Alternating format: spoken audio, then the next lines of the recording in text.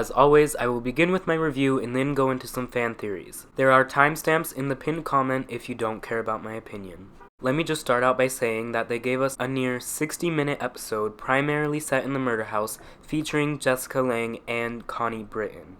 What more could you ask for? I was a little unsure when it first started, but I decided to let go of all of my expectations because having expectations can sometimes ruin certain things. They've been hyping this episode since practically the finale of Season 1, if you think about it, and to me, it did not disappoint. This episode had a lot to do, and practically the whole season resting on its shoulders.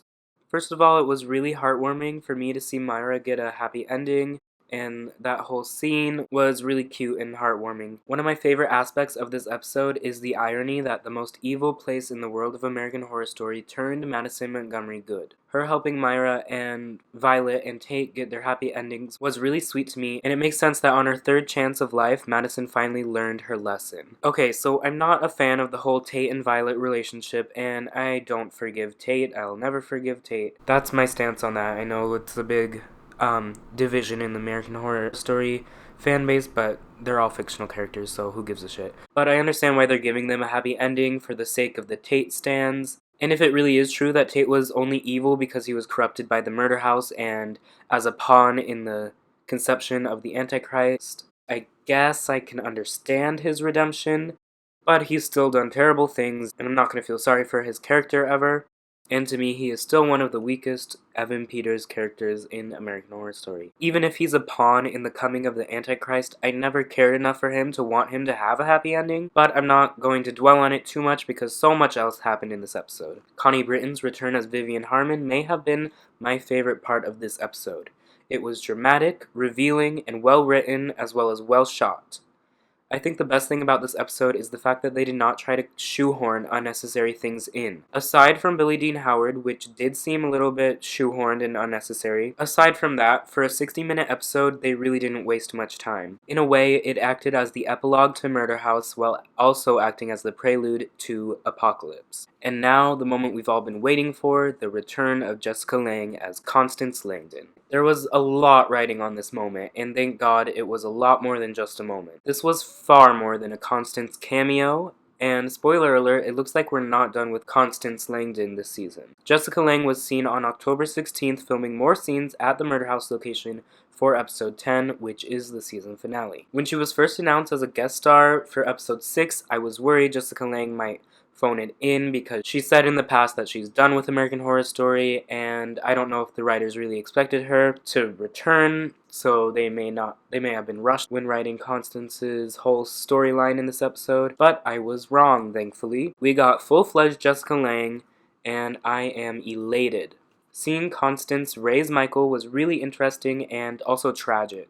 Her suicide was depressing, and when she doesn't want to be seen by Michael was gut-wrenching. Every season seems to have one, and Apocalypse has just got its very own surprise returning cast member. Naomi Grossman returns to American Horror Story in the role of one of the satanic worshippers alongside Miss Mead. If you don't recall, she's the actress that played Pepper in Asylum and Freak Show. It was a nice surprise to see her return. This episode is amazing, however there is one thing that irked me, and perhaps it's just the fact that I had the pre-existing theory, but even without that, it's still a little annoying. Out of all the witches, Madison Montgomery is chosen to investigate the murder house.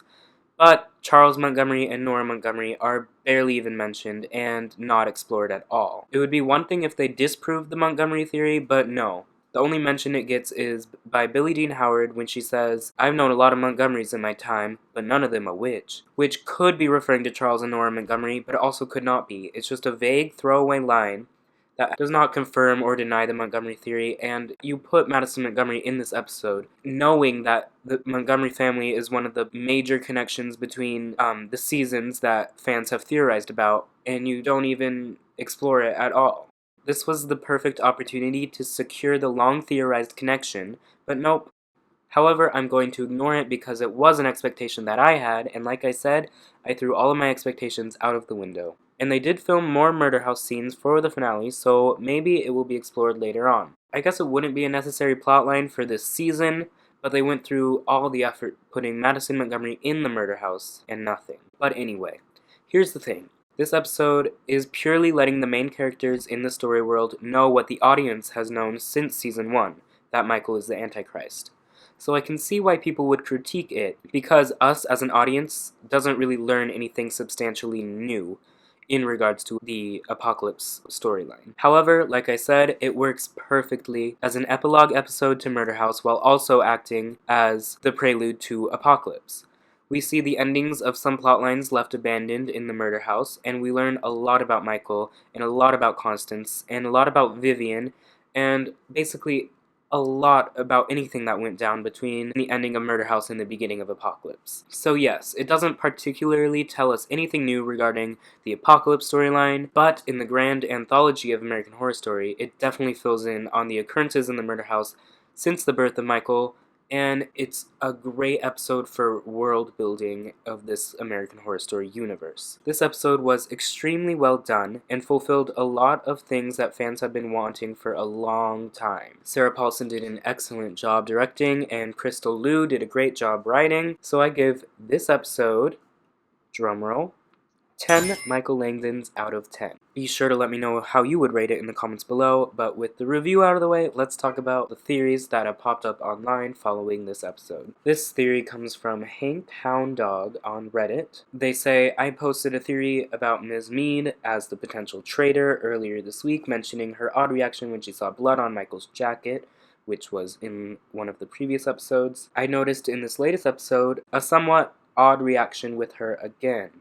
During the Black Mass, she appears to be somewhat hesitant. She grimaces when the priest puts his hand in the girl's chest and removes her heart, and she's almost fearful when she hands the heart to Michael. She seems to catch herself and bring herself to a smile. I think there is some underlying hesitancy around her that will come out in the future episodes. So if you don't know, we've talked about it before, there is an upcoming episode with the title Traitor.